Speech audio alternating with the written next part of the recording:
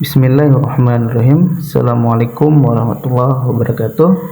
Perkenalkan, nama saya Tony dari RA5 dengan NIM 223008. Tujuan saya membuat video ini untuk memenuhi tugas perencanaan sumber daya manusia dengan berjudul pengertian dan tujuan berencana sumber daya manusia. Materi selanjutnya ya udah kita lanjut.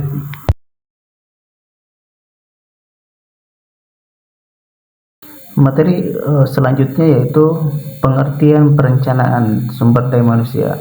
Apa sih yang dimaksud dengan perencanaan sumber daya manusia? Mari kita jelaskan bareng-bareng.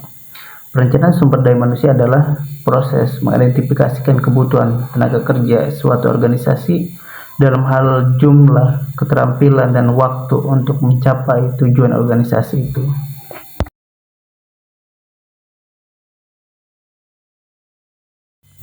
Materi selanjutnya itu masih pengertian perencanaan sumber daya manusia. Yang kedua, menurut para ahli Mathis dan Jackson, proses sistematis untuk mengantisipasi kebutuhan sumber daya manusia di masa depan dan merencanakan langkah-langkah pemenuhannya. Menurut Filippo, strategi untuk memastikan bahwa organisasi memiliki jumlah dan jenis karyawan yang tepat. Materi selanjutnya yaitu tujuan perencanaan sumber daya manusia. Yang pertama itu manajemen ketersediaan sumber daya manusia. Yang kedua, mendukung strategi organisasi. Yang ketiga, efisiensi biaya. Yang keempat, pengembangan karir. Yang terakhir, adaptasi terhadap perubahan. Mari kita bahas satu persatu dari manajemen ketersediaan sumber daya manusia. Manajemen ketersediaan sumber daya manusia sejumlah kompetensi. Organisasi perlu memastikan bahwa jumlah tenaga kerja yang tersedia mencukupi kebutuhan operasionalnya dan karyawan memiliki keterampilan yang sesuai dengan tuntutan pekerjaan. Hal itu mencakup proses rekrutmen, pelatihan, serta perencanaan tenaga kerja jangka panjang agar tidak terjadi kekurangan atau kelebihan sumber daya manusia. Contohnya apa sih? Contohnya, jika perusahaan manufaktur membutuhkan 50 teknis mesin dengan sertifikasi tertentu, maka HRD harus memastikan jumlah dan kompetensi untuk tersedia sebelum produksi dimulai. Yang kedua yaitu mendukung strategi organisasi. Sumber daya manusia harus diselaraskan dengan visi, misi, serta strategi jangka pendek dan jangka panjang perusahaan. Ini berarti bahwa setiap posisi dan kompetensi yang dimiliki pegawai harus mendukung pencapaian target strategi organisasi. Contohnya apa sih? Contohnya, jika strategi perusahaan 5 tahun ke depan adalah ekspansi digital, maka sumber daya manusia harus memiliki keahlian digital. Yang selanjutnya yaitu efisiensi biaya. Apa sih yang disebut dengan efisiensi biaya? Mari kita bahas bareng-bareng. Manajemen sumber daya manusia yang baik membantu menghindari pemborosan akibat kelebihan tenaga kerja dan resiko keterlambatan produksi akibat kekurangan tenaga kerja. Ini juga mencakup pengendalian biaya rekrutmen, pelatihan, dan tunjangan. Contohnya apa sih? Contohnya dengan memperkirakan kebutuhan sumber daya manusia yang tepat, perusahaan bisa menghindari lembur berlebihan atau merekrut karyawan baru hanya saat benar-benar dibutuhkan. Yang keempat yaitu pengembangan karir. Organisasi perlu menyediakan jalur karir yang jelas, termasuk promosi, pelatihan, dan program meningkatkan kompetensi. Hal ini penting untuk menjaga motivasi karyawan, mengurangi turnover, dan memastikan karyawan berkembang seiring dengan kebutuhan organisasi. Contohnya apa sih? Contohnya yaitu karyawan yang bergabung sebagai staf junior dapat diarahkan untuk menjadi manajer melalui program pelatihan dan mentoring. Yang kelima atau yang terakhir yaitu adaptasi terhadap perubahan. Perusahaan harus siap menyesuaikan kebutuhan sumber daya manusia terhadap perubahan teknologi, regulasi, dan dinamika pasar tenaga kerja. Ini bisa mencakup atau perubahan struktur organisasi. Contohnya apa sih? Contohnya yaitu ketika teknologi otomatis diperkenalkan, beberapa posisi mungkin hilang, namun karyawan dapat dilatih ulang untuk mengelola sistem tersebut. Materi selanjutnya yaitu manfaat perencanaan sumber daya manusia. Yang pertama itu meningkatkan produktivitas, yang kedua menurunkan turnover karyawan, yang ketiga meningkatkan moral dan motivasi kerja, yang kelima menjamin kelangsungan bisnis. Yuk kita bahas satu persatu. Yang pertama itu meningkatkan produktivitas.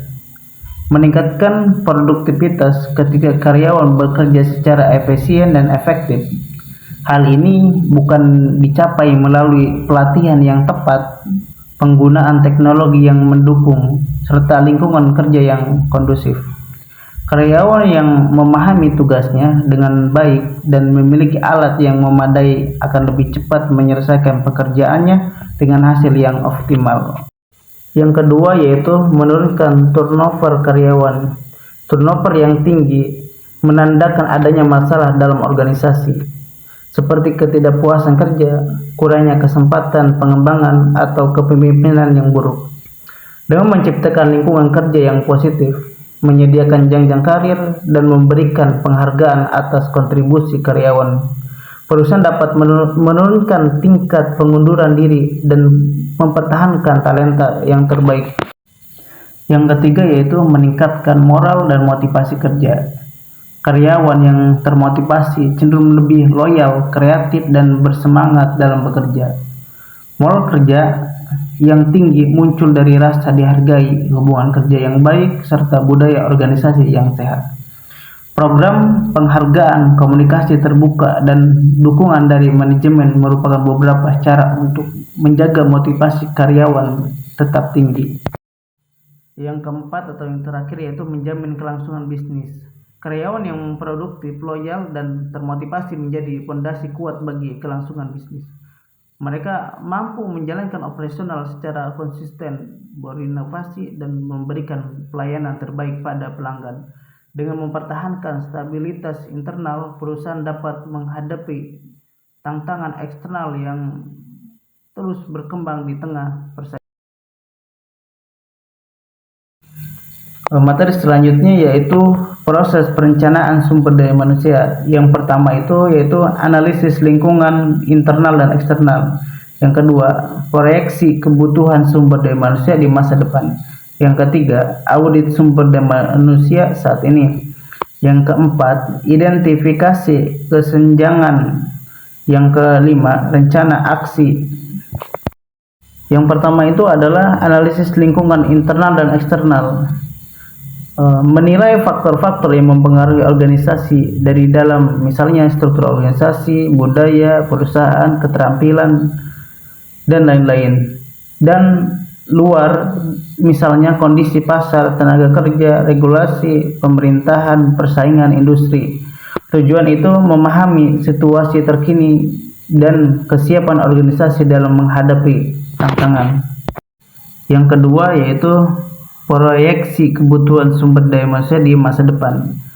Memperkirakan jumlah dan jenis tenaga kerja yang akan dibutuhkan seiring perkembangan bisnis.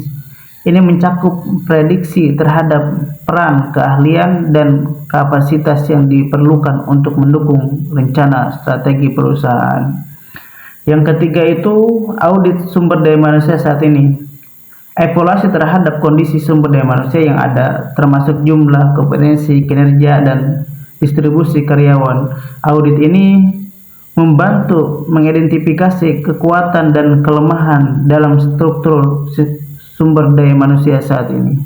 Yang keempat itu identifikasi kesenjangan, membandingkan antara kebutuhan sumber daya manusia masa depan dengan kondisi saat ini untuk menemukan celah atau kekurangan, misalnya kekurangan tenaga ahli di bidang tertentu atau kelebihan tenaga di divisi tidak lagi strategis. Yang kelima, rencana aksi, menyusun strategi untuk menutup Kesenjangan yang ditemukan bisa dalam bentuk rekrutmen karyawan baru, pelatihan dan pengembangan kompetensi, rotasi jabatan hingga restrukturisasi tim. Yang selanjutnya yaitu aktor yang mempengaruhi perencanaan sumber daya manusia. Yang pertama, perubahan teknologi. Yang kedua, peraturan ketenagakerjaan. Yang ketiga, ketersediaan tenaga kerja di pasar. Yang keempat, strategi dan arahan organisasi. Kesimpulannya adalah perencanaan sumber daya manusia adalah bagian penting dari strategi organisasi. Tujuannya untuk menjamin sumber daya manusia yang tepat agar organisasi dapat berkembang secara optimal. Proses ini harus berkelanjutan dan adaptasi terhadap perubahan.